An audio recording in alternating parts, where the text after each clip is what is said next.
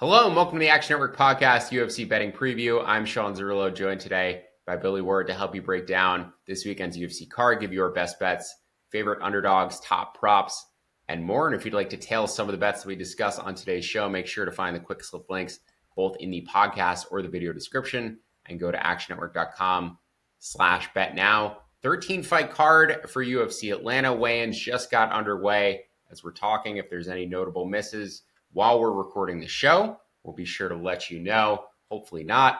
Main event, Kamaru Usman around plus 230 on the money line. Pretty big price for the former champion against Joaquin Buckley at minus 285.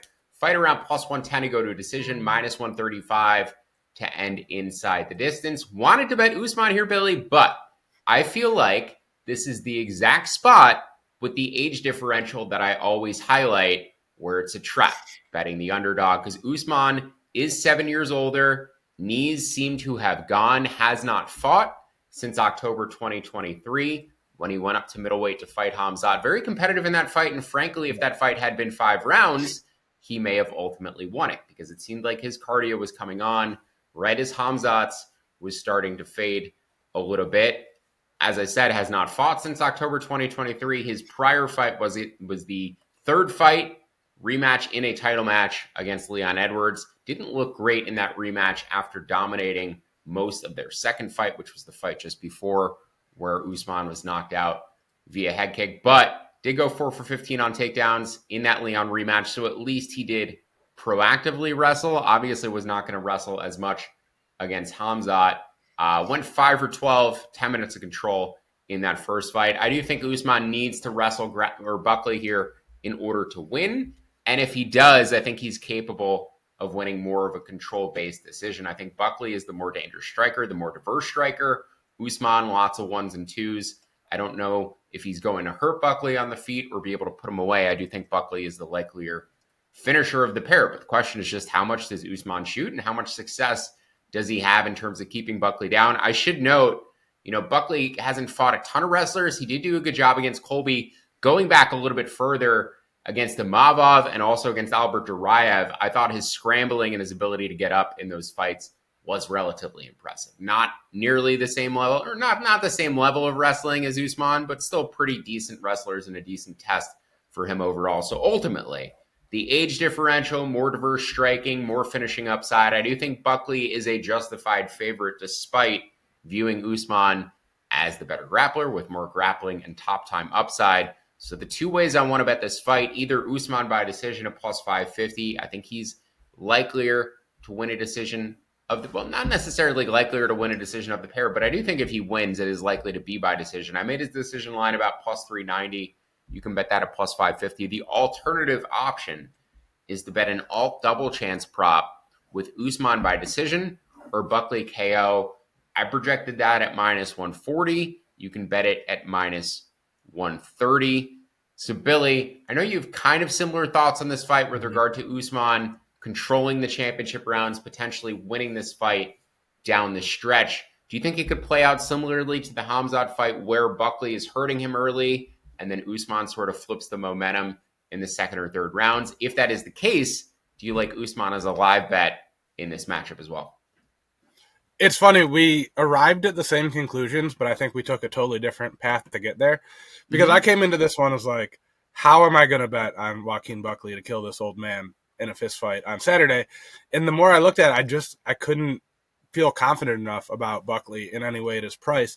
The reason for me is that the come up for Buckley, like what really separated him and made him stand out, was when he started offensively wrestling. Like in his early fights in the UFC, he was about a 500 fighter, just banging it out on the feet with people. And sure, he can knock out Impa Kasagane and Jordan Wright, but he also got knocked out by, Alessio Di Chirico, Chris Curtis, Nasruddin Imavov pieced him up. Obviously all middleweights, which is a little bit different. He's been better at welterweight. But when he is the hammer with the wrestling, it goes really, really well for him. When he wrestles defensively, yeah, he can do it against guys like Colby, but we haven't really seen him pushed against, a big, strong, athletic wrestler anywhere near their prime. Not that we're getting that with Kamaru, but still probably the stiffest wrestling test that he's faced maybe ever in his UFC career. I don't know who else you would say on his record provides that kind of challenge. So long story short, Buckley is basically a 500 fighter when he doesn't get a takedown. And I don't think he's going to be able to take down Usman. Maybe he'll just blast through one early and Usman gets right back up, but I don't think he's going to meaningfully score with the grappling. But he might knock him out, right? Like it's pretty much a coin flip, I think, to knock him out in the early rounds. Buckley does cut a ton of weight, though. Probably not the best cardio, especially at welterweight. And we haven't seen him for 5 rounds, have we? Because, Covington was scheduled 5 rounds, but it ended in the 3rd. So kind of an unknown there. So even though I took a very different path, I'm with you that Usman late is how I want to play this. I'm looking at the 4-5 decision at plus 390 instead of just the decision at plus 550. Maybe Buckley gets that tired and gasses out in the championship rounds. It's not a huge, I'm fine with yours. I think it's pretty much the same idea. And then my favorite bet, if you're going to be awake, why they're starting this one so late, despite it being on the East Coast, is beyond me because it's 13 fights that start at 7 p.m. But if you're going to be awake and watching that one, I'd rather just play it live than any of the pre-fight stuff. Pick live after round 1 for Usman, live after round 2. What's your likeliest entry point, do you think? They're just kind of feeling it out. Buckley wins round 1, you're ready to go. I think ideally it would be after round 2 because that's when you cover most of the danger from Buckley. But if we get Usman at plus 6, plus 700, kind of at any point, that's worth a quarter unit to me. Like anytime we get a big number on it, great, take it. Let's see what we can do. So, mostly by feel. I don't think there's like a set time. And obviously it's always annoying trying to time that, especially if Buckley has a big moment in the round and then Usman gets a takedown or whatever. So do your best. I wish I could tell you exactly ahead of time when we're going to live bet something, but it's a tough sport to do it for. Especially if Usman tries to, strike it out for a round, doesn't win the round, but hasn't necessarily grappled yet. Like that's always a spot where I like to enter on a fighter just because they haven't shown what is their likeliest path. You may get a bigger number as a result. Like you said, if, he gets hurt, but then lands a takedown, like the live line may not float up as highly because he's already shown he can get the opponent to the ground. So the live markets could be a little tricky. Not that this is a binary fight, but given the early stylistic matchup and Usman's tendency, I think now at this stage of his career, to get hurt early in fights, probably the speed disadvantage he's likely to be at. I think a live entry probably best there, but it is Usman by decision at plus 550 or the alternative double chance Usman decision, Buckley KO at minus 130. Those are the 2 ways I would bet that fight. Let's move on to our fight of the night, the co-main event between Rose Namajunas at minus 250 and Miranda Maverick at plus 205. This fight is minus 450 to go to a decision. I projected this fight at minus 600 to go to a decision. So I do think there's value on the GTD prop, but I also like Maverick. I made her money line plus 170, and I made her decision prop plus 220. Billy, I know you agree. Betting Miranda Maverick here. You'll have the breakdown for this fight up on actionnetwork.com. So go ahead and tell me why we arrived at the same conclusion on the Underdog. I would probably make this fight even closer than you would, just because Miranda Maverick fits the exact archetype of the type of fighter that's given Rose Namajunas trouble, especially at 125, but really throughout her career, where against bigger, stronger people who can grapple her, that's where Rose has struggled. She's lost to Carla Esparza twice. We can debate the second one, but, pushed around by the wrestler, got taken down twice by Jessica Andrade, and then almost retired with that slam, although Rose came and said it made her neck problems better. So I guess shout out to Jessica Andrade for saving Rose Namajunas' career. Esparza again, but then since she came up to 125, she's 2-2. She's lost to Blanchfield and Manon Fiorot, both bigger, stronger women in the division. And her wins are against Amanda Hebus, who is really also a strawweight, so I don't know why they did that one at 125. And Tracy Cortez, who took the fight on 2 days' notice, had to cut her hair off to make weight and completely gassed out in the end of the championship round because it was a 5-round fight. At elevation. I'm not sure why or what the ceiling is for Rose at 125. She wasn't an especially big 115-pounder, and her best attribute is her volume striking and striking defense, where she moves really well. She's really slick on the feet, counters well. But it just doesn't have any pop at 125. You don't see her hurting people the same way. And Miranda Maverick literally grew up working on a farm and then was a varsity wrestler on the boys team. So, just big, country strong, good grappling. Not the most technical, but if she gets on top of Rose, I don't see how Namajunas gets out. Namajunas gives out a lot of control time trying to play off her back anyway, even against lesser grapplers. And Maverick is just, again, not super technical, big, strong, going to hold you there. I don't want to go so far as to say I think Maverick should be favored, but I would probably make this like a pick'em. She's younger, stronger, the type of fighter Rose struggles with. The only reason I'm less confident in that is because Rose is going to land more shots on the feet, and then Maverick is probably going to get takedowns. And we're going to get some, I think, weird judging if Maverick gets a takedown with 2 minutes left in the round that she was losing before that. Outside of that, though, I think, this should be about a pick'em. Plus 200 on Miranda Maverick. I like your angles too. Like the decision is probably the most likely way she wins it. But when you're getting better than 2-1, I don't want to get too greedy because I'd be heartbroken if she, gets a ground and pound finish in the third round or whatever.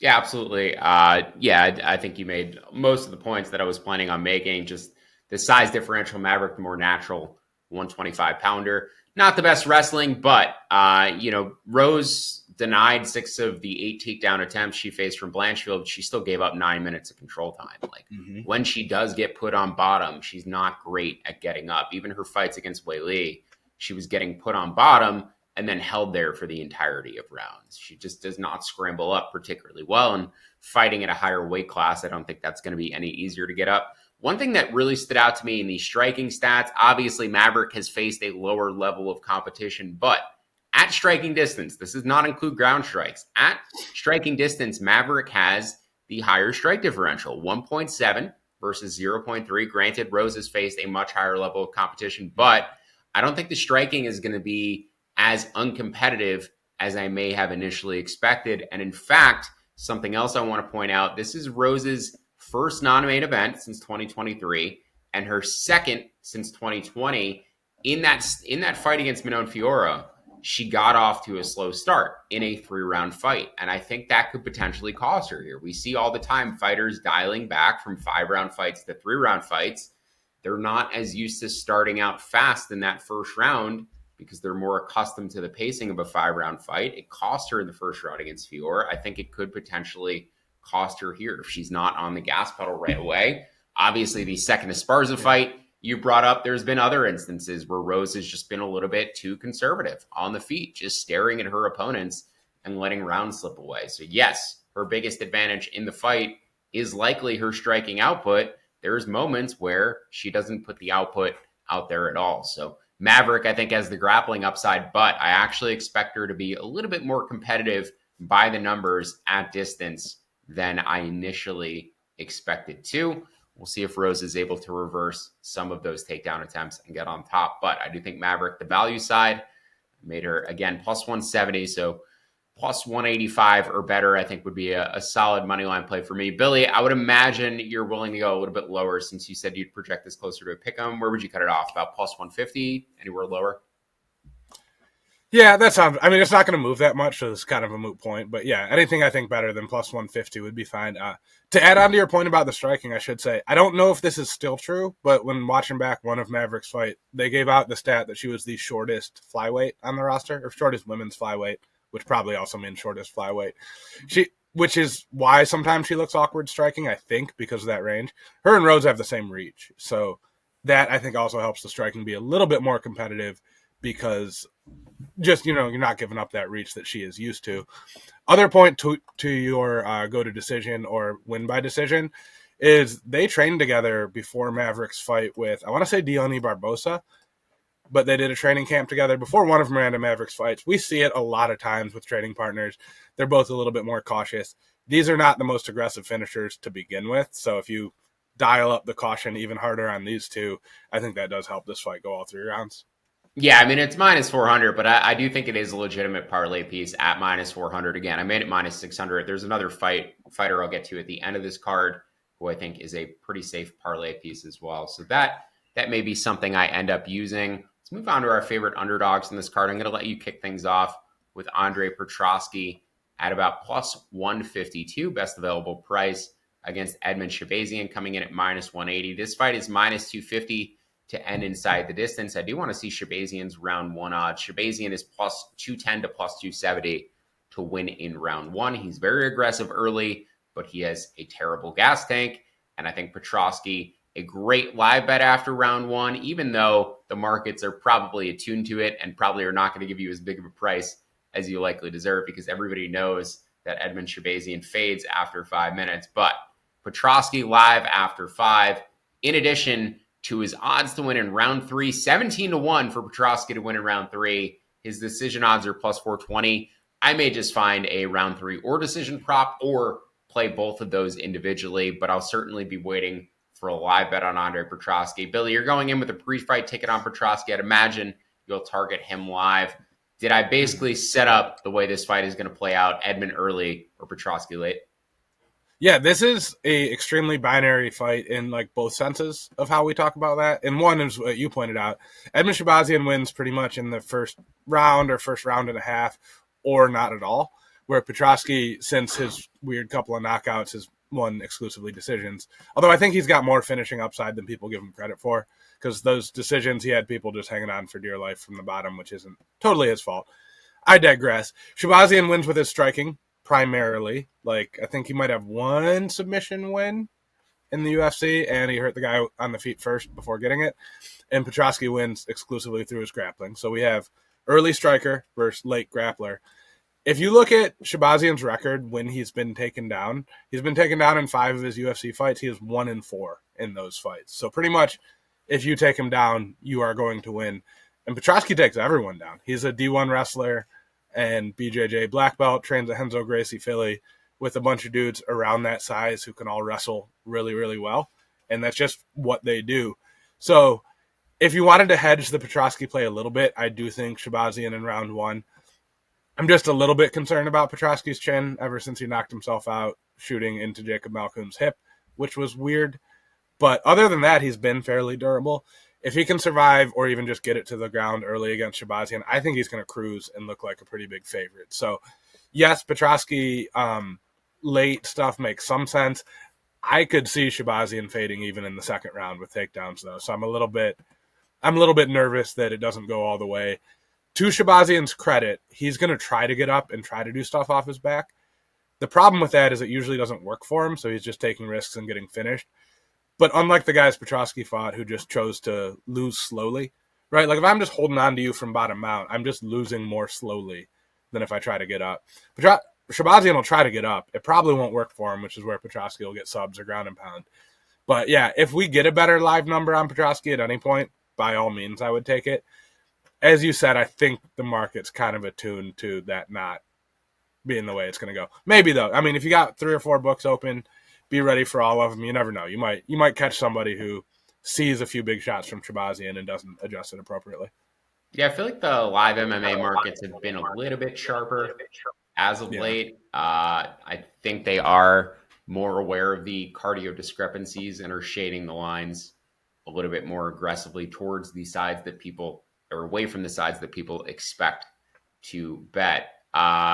Move on to my favorite underdog in this card. That would be Court McGee at plus 275 against Michael Chiesa. Old guy fight. Chiesa's 37.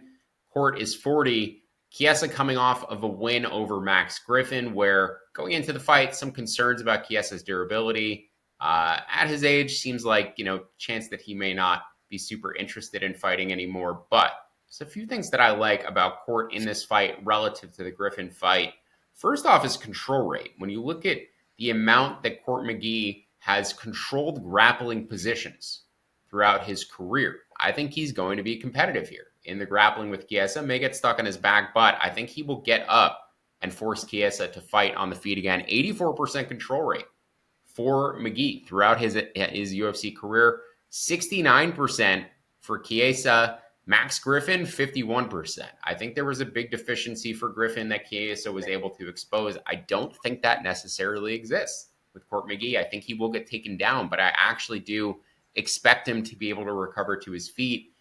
And on the feet, he fights at double the pace that Chiesa does. He lands 5.5 strikes per minute, Chiesa 2.8. He's also been much more efficient throughout his career, outlanding opponents by about 1 strike per minute at distance. Chiesa getting outstruck by nearly a half a strike per minute. So my initial projection here, after factoring in public data, about plus 183 on Court. I would bet him down to about plus 200. I also show value on both his decision and his submission prop.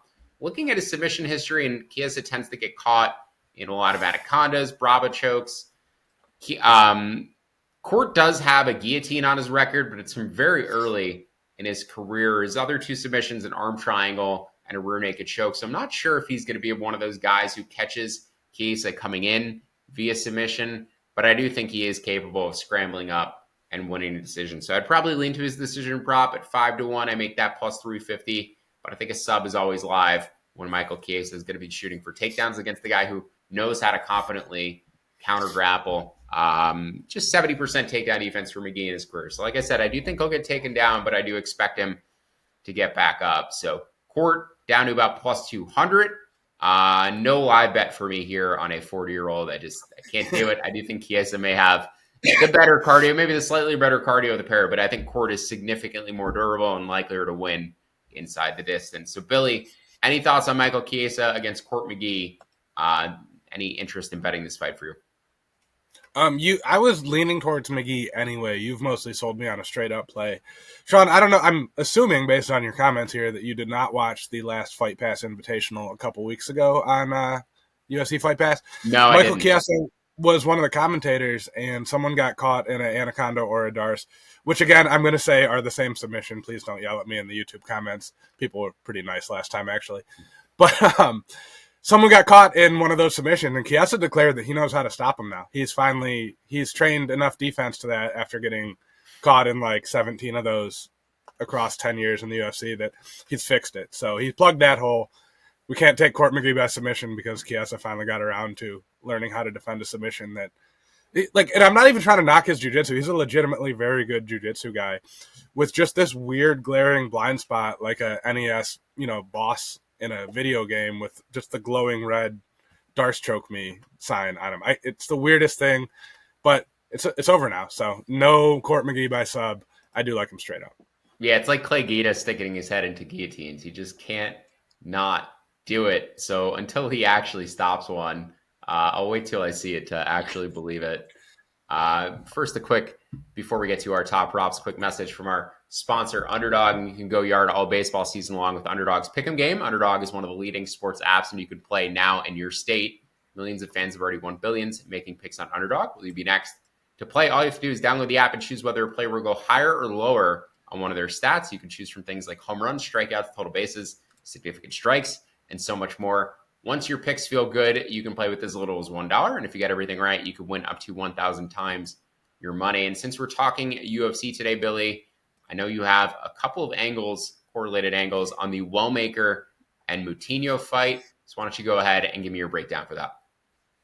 Yeah, love the option on Underdog to take both sides of a fight.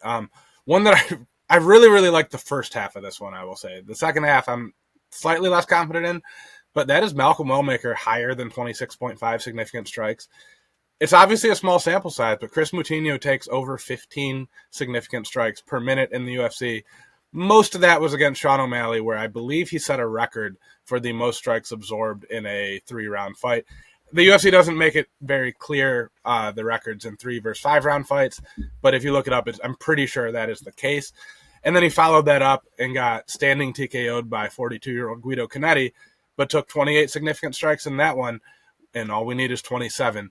And then the other side of that, you could play with this a little bit. I think Moutinho lower than 16.5 significant strikes. He's giving up 3 or 4 inches in height and reach, much, much slower, much less talented than Malcolm Wellmaker. Took it on short notice. I don't think this one goes quite long enough for Moutinho to land that many strikes unless he's able to get a takedown, which we have never seen him do. So really like that one. Definitely start with the Wellmaker higher and then kind of build out from there.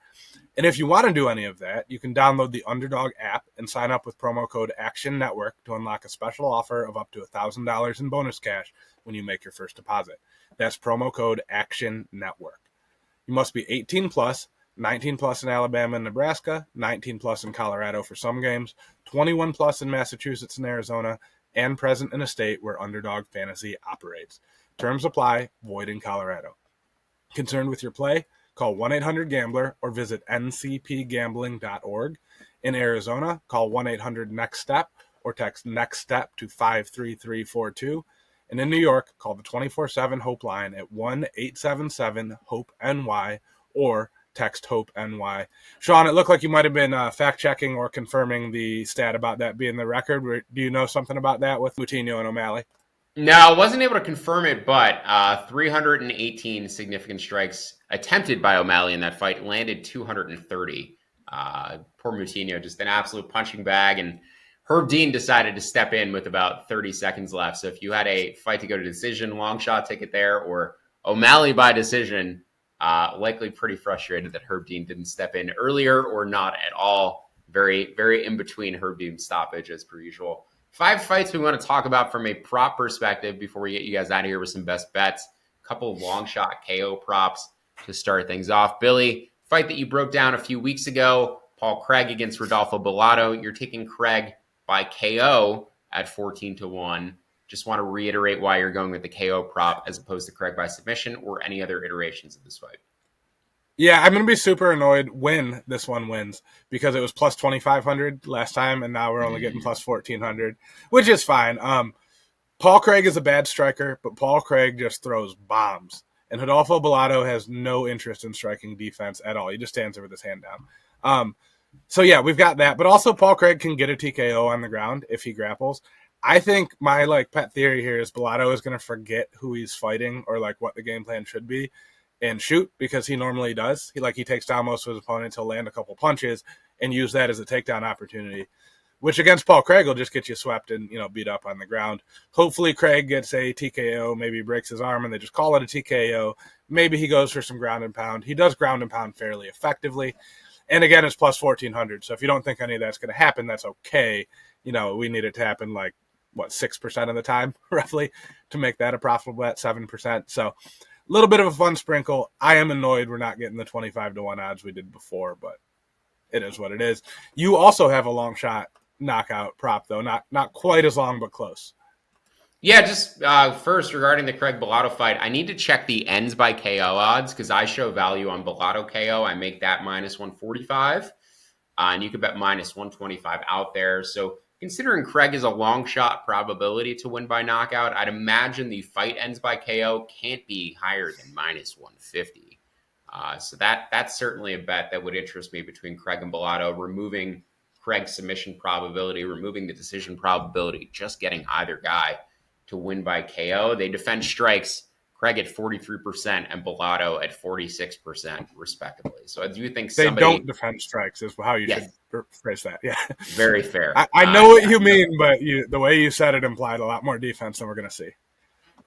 Yeah, both guys, and typically I talked about combined striking accuracy and defense. Typically average out to 100%. Bellato at 108. Bellato's at 108, 62% striking accuracy, 46% defense.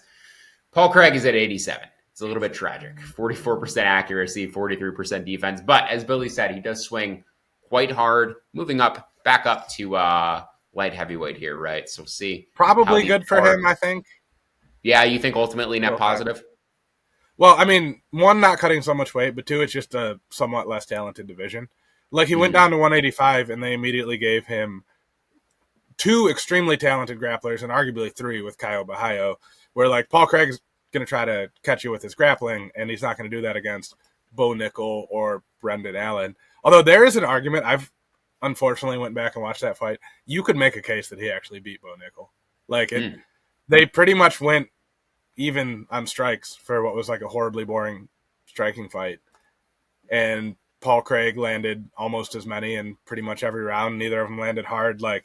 In retrospect, looking back, you could say he won that one. But that's neither here nor there. It was a horrible matchup for Paul Craig, obviously, because he wasn't going to get it to the ground. At 205, there's a lot of guys you're going to get to the ground.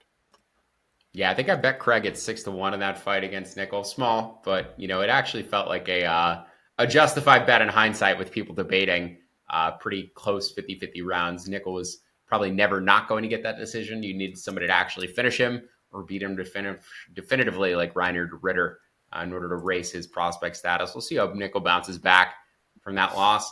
The one long shot knockout prop I was targeting on this card was Alonzo Menafield at about plus 1,200 down to about plus 800, which is where I have it projected. His odds to win in round 1 are 19-1. His odds to win by round 1 knockout are nearly 30-1. I think he's always live for a quick finish. He's just at a severe size disadvantage and age disadvantage against Umar Sy. Sy, 4 inches taller, 7-inch reach advantage, but he's also 8 years younger. That said, this is light heavyweight. Light heavyweights tend to age a little bit more gracefully than fighters in other divisions. But I do think C, once he starts grappling, Manafield's gas tank is going to get drained and his power is likely going to diminish. So Manafield pre-fight, I do think his moneyline value, probably not something I'm going to bet, but I do make him closer to plus 450. I think if you're betting him, I would bet either his knockout prop or his early finish props at big long shot odds, and then you could probably find or potentially find a better live number on Umar Sy after round 1. Billy, any thoughts on the Manafield finish props or anything you like for C in that fight? Yeah, I was initially surprised by how wide the line was because, like, Umar Sy, pretty, unproven at the UFC level, fought some relatively weaker competition. Then I remember that Alonzo Manafield, like, really almost lost to the debuting, like, D2 basketball player or whatever who took the fight on a couple days' notice, up a bunch of weight. I was like, all right, we might be done on Alonzo Manafield. Like, if this was Manafield even a couple years ago, I'd be racing to bet his price tag right now. But that one just really wrecked my faith in him. Like, his best attributes is being big and strong. And that's not quite enough all the time, especially when the athleticism starts to go. So nothing for me. I see how you got there, but I just can't do it given what we saw from Manafield most recently. Absolutely. Not something I'm super excited to bet. Not something I may even bet ultimately, but did just have to And shout it's 12 out. to 1. Like, I shouldn't. Sorry. I sounded like I was criticizing your 12 to 1 underdog pick after just complaining that people criticize my 14 to 1. Obviously, it's 12 to 1. Go ahead. Like, that's not. It doesn't have to be super likely, but. Yeah, how wrong could you be? But it's also not something that I was like, oh man, I have to bet this. The value is there. I think it's clear. I also wanted to shout out Manafield specifically because aside from Court McGee, he was the one underdog value play that I saw this week based on the line. Again, I made it plus 450. I don't think it's a huge value bet. And C's also undefeated. I don't generally like betting on guys who are undefeated to get finished unless I have a particularly confident read about it, such as Topuria over Max Holloway. Holloway never having been finished. I was like, yeah, but. So unless I have a particularly confident read about a guy who's never been finished, actually getting finished, or I see durability or cardio concerns that may cause them to get finished, I don't necessarily like betting on those outcomes to happen. So it's there. The value is there. We'll see if I end up playing it. Finish props that I probably will end up playing, or at least trying to find an iteration to play this fight. Mansour Abdul Malik is a minus 770 favorite over Cody Brundage. Brundage can wrestle, but he has bad cardio and he quits in every fight that extends. He's 0-4 in UFC fights that have gone past round 1. He's also gotten some very fortunate refereeing, allowing him to recover against Julian Marquez.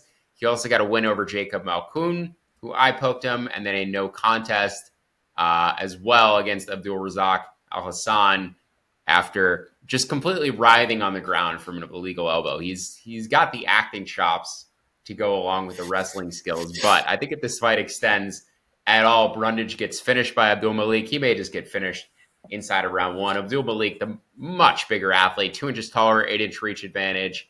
His odds to win in round 2 are plus 280. His odds to win in round 3 are plus 850. So I may try to structure those two props together, obviously betting more on the round 2 prop, or I think you could maybe mess around with Abdul Malik in some same game parlays.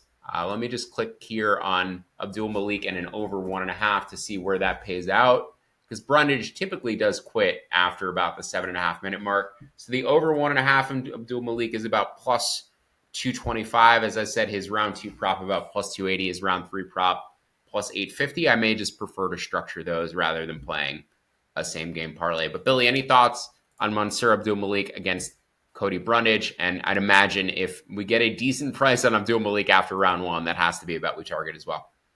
We won't. There's absolutely not. Like, Brundage might survive. He's not going to do enough that, like, this suddenly becomes a pick'em fight. So get that thought out of your head, unfortunately. I love the round 2. I would be pretty shocked if Brundage survives 2 full rounds with Mansour Abdul Malik. Like, I'd be mildly surprised if he makes it out of the first. I think Abdul Malik's like roughly even money to win in round 1, right? Like somewhere like it's close to a pick 'em. That, so at the odds, I like the round 2 price. I would, again, as you put it, a couple minutes into the second round is kind of the ceiling for Cody Brundage. And even that, usually he needs some kind of shenanigans to make it that far, whether it's, a long break due to a borderline illegal shot, something crazy like that. So, yeah, love the round 2. Not really seeing how we get Cody Brundage to the stool a second time in this one against like a big scary dude who's also a really good wrestler. Mansour over half a round, under 2.5 rounds, minus 130.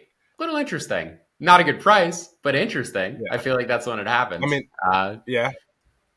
Move on to another fight that I have in this section. A fight I'm really interested in watching overall, but also my favorite total bet on this card. That's Cody Garbrandt at plus 170 against Raoni Barcelos. Barcelos coming off of his big upset win against Peyton Talbot. Cody is a very, very, very popular underdog pick this week. Public picking him to win about 60% of the time compared to listed odds of about 25%. My initial projection has Barcelos at around minus 300 here, but he is old. But I would probably consider betting him, using him as a parlay piece, something like that. May just prefer his decision prop at plus 112, or that's where I projected it, plus 112, listed at plus 185. That said, fight goes to decision. This division has averaged about a 59% division rate since 2022. I make the line minus 130. Happy to bet it to minus 120. I think you can get even money or around plus money right now. I just expect these two to kill some time grappling with one another. I think Raoni is going to be the one offensively grappling. Cody is the more dangerous boxer, but I do think Raoni better kicks and just more fluid at range, better movement. Not better movement, but like better fight IQ in general. And the likelier to mix it up, the likelier to get top time with the pair. I think Cody can wrestle, but I do think Barcelos has better jiu-jitsu and has got to top time him, control him against the fence a little bit. And we may ultimately see a relatively boring fight. So fight goes to decision at minus 102. Barcelos to win by decision at plus 185. Billy, any thoughts on Cody Garbrandt against Raoni Barcelos?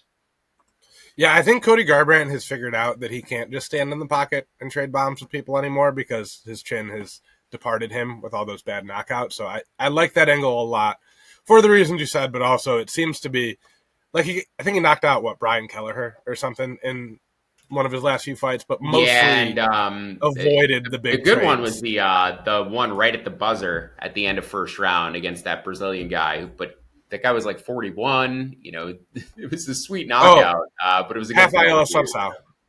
Yeah. Mm-hmm. That was like the get right fight for Cody though. After he got knocked out 3 times in a row super early, like they gave him that gift, and since then he's been more cautious. Like he went to a decision with Trevin Jones, right? Like no offense to Trevin Jones, but Garbrandt is a former champion, and that's a guy he would have starched a couple years before that. So. And I bet Jones to knock him out, and Jones hit him once clean late in the fight, and Cody did never again. The only time he connected, but Jones made him dance a little bit. So, yeah, I'm with you. And I've got one more prop. I'm a little frustrated with you here, Sean. You texted me earlier in the week that you were going to like max bet one fighter in this fight, and I said, "Cool, I'll talk about that as my last prop." It'll be Sean's best bet. We'll get some good synergy here. And then you did not do that, which we'll talk about later. I'll explain why, yep. Yeah, but it's Phil Rowe versus Ange Losa. I am taking the under 2.5 at plus 215. Just kind of surprised we're getting better than 2-1 odds at that. I'm sure Sean could tell you the divisional averages for welterweight would suggest that that is a very good bet. And Phil Rowe, when he wins, it's by knockout. Like, that's pretty exclusively his win condition. Losa, not a lot of finishes in the UFC. Like, yeah, Phil Rowe's never won a decision in his career, much less the UFC. Losa has not had a lot of finishes for or against him, but it's not for lack of trying. Like, he goes out there and throws really hard, and he mixes in takedowns.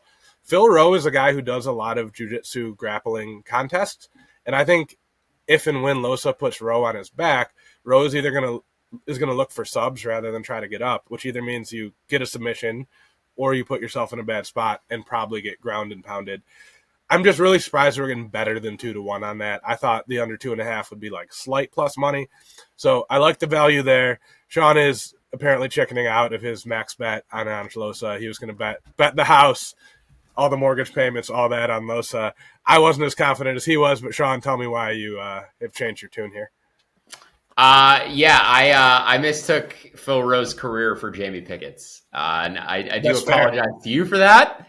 But so sub in Jamie Pickett for Phil Rowe here. Are you max betting Angelosa at -130? Oh yeah. Oh yeah, I'd bet that at -500 for everything I got. So that's fair. Yeah, apologies to you and to Phil Rowe and to Angelusa, I guess, as well. I just in my mind I hadn't done tape yet, and I was like, "What in the world is this line?" And it's because in my mind, Phil Rowe is somebody who just backs up to the fence and just gets like cage pushed and doesn't do anything offensively. No, Phil Rowe is a big size advantage. I see how we get there. Yeah, they're go ahead. Physically, they're similar too, right? Like pretty similar height, reach, build. Like, okay, I see how we got there. Yep, yeah, because it's like you look at the measurables on paper and you're like 4 inches taller, 6-inch reach advantage, but Jamie Pickett didn't use that height and reach. I was like, it's irrelevant. Phil Rowe actually does use his length and has a big, powerful right hand that he loads up on. I mean, you could see the thing coming from a mile away, but when that thing connects, he's extremely powerful. And as you said, he does a lot of grappling tournaments as well. He's constantly working on the grappling. So I do think he can be very competitive in this fight.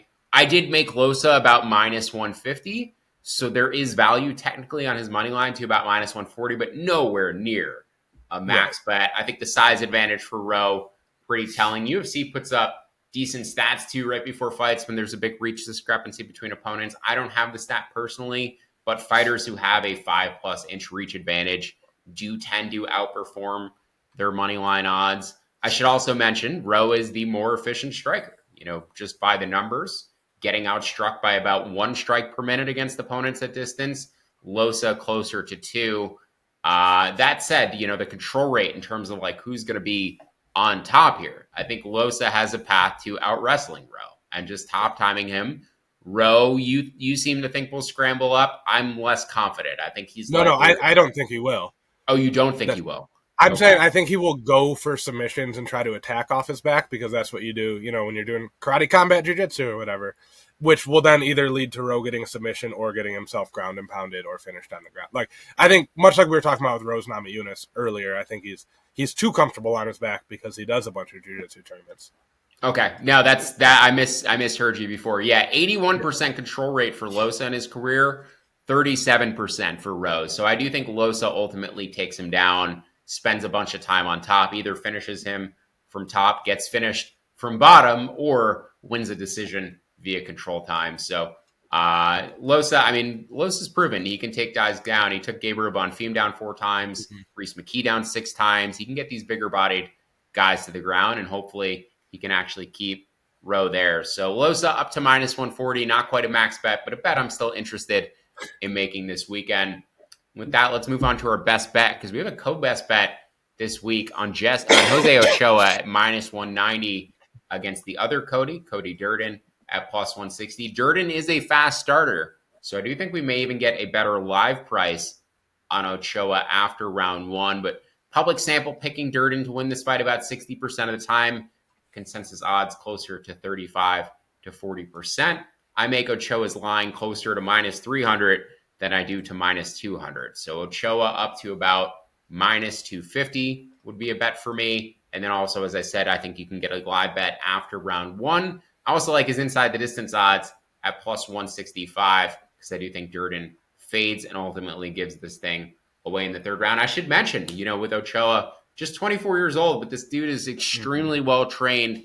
Main training partners Alan Nascimento and Felipe dos Santos at Shoot to Box Diego Lima in Brazil. He is Peruvian, but he trains with all these Brazilian dudes. So I think Ochoa, pretty interesting prospect, good physical stuff, but also getting the skill set under his belt as well with the dudes he's training with. Billy, how do you see this one playing out? I'd imagine also targeting a live bet on Ochoa. And do you agree with his odds to win inside the distance at about +165 as well? Before we get there, you called Durden the other Cody. Who's the first Cody? Brundage. Not Garbrandt? We got 3 Codys on the card, guys. Yeah, too many We could Codys. do I'm betting against all three, so. we could do a pro Cody parlay and probably get like 50 to 1 odds, which I would not suggest anyone do. No, I just wanted to tease you on that one. But yeah, I'm mostly with you. I do kind of like Ochoa by finish.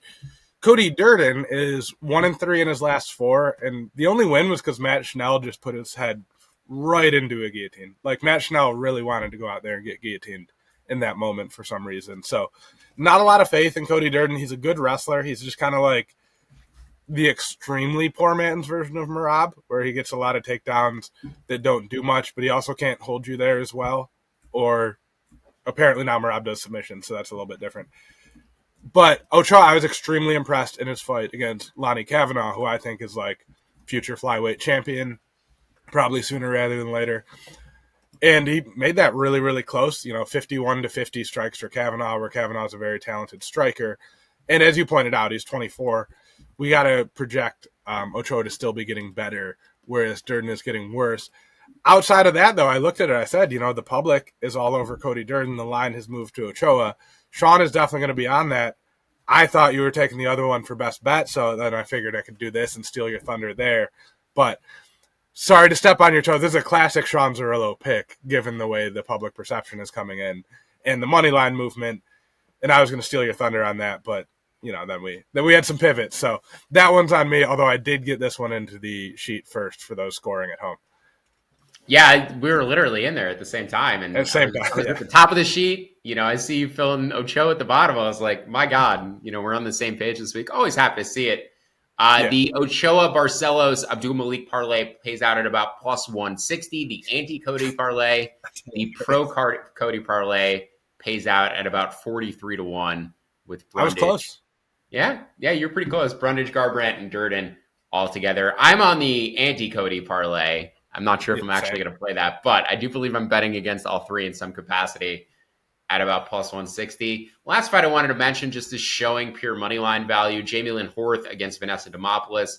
Horth is 7-inch reach advantage here, but much likelier to spend time on top as well. Demopoulos just a 30% control rate in the UFC, getting outstruck by 3.2 strikes per minute at distance. I make Horth about a minus 900 favorite in this fight. You can take her at minus 600. You can parlay that up with the goes to decision in the Namajunas fight, and then maybe find a third piece as well to get that thing over even money. But Billy, any thoughts on Horth Demopoulos? I would imagine not too many. And then any other thoughts on any other fights on this card before we get out of here? I almost gave out Jamie Lynn Horth in my luck ratings earlier in the week when she was minus 395. Like, I had it typed up, and I thought to myself, it's silly to say a minus 400 favorite is undervalued. Like, I felt weird saying that, and then she went and moved, 50% off that mark. Can't really bet it straight up at minus 600. You could throw her with some Cody opponents in there and probably get an okay price. Maybe not Barcelos, but and Sir Abdul Malik, certainly, and get a decent price. But, I think she dominates this fight. It's also worth noting Vanessa Demopoulos took this fight on, Sunday of last week or Saturday, something like that. So that's about the line. The line is about where it should be under normal circumstances, and then you put the late notice into it, and it's even worse. So, yeah, agreed. If, there's value at minus 600 such that the thing exists. Oh, other point, Demopoulos coming up from 115 and is not an especially physically imposing 115-pounder. So, yeah, Horth should make this pretty easy. It's just hard now that it's minus 600 instead of minus 400. Yeah, I do think this is a found money on the floor type of spot, though. You look at the line for Wellmaker against Moutinho minus 2,100. MMA back in the day, Khabib, you could have gotten Khabib at very fair prices when he was coming up, minus 400 against dudes. Nowadays, Khabib would be minus 2,000 against everybody he fought then. I do think this is a spot where the fighter should be minus 1,000, minus 2,000, and in fact, she's minus 600. You can get value, quote unquote value, but it's still a 5% edge, minus 600 versus minus 800, still a 4 or 5% edge at that price point. No different than betting minus 125 versus minus 150. You're just laying a lot more juice to get there, but the edge expressed is still the same. That'll do it, though, for our UFC betting preview. You can find more UFC betting content for both Billy and myself on the actionnetwork.com or in the Action Network app. And if you'd like to instantly tail some of the bets that we discussed on today's show. Look for the Quipstick links both in the podcast and the video description, or visit actionnetwork.com/bet now. Don't forget to download the free award-winning Action Network app and sign up for Action Pro for immediate access to expert picks and analysis. Best of luck with all your bets this weekend. Enjoy the violence. Thank you for listening. See you next time.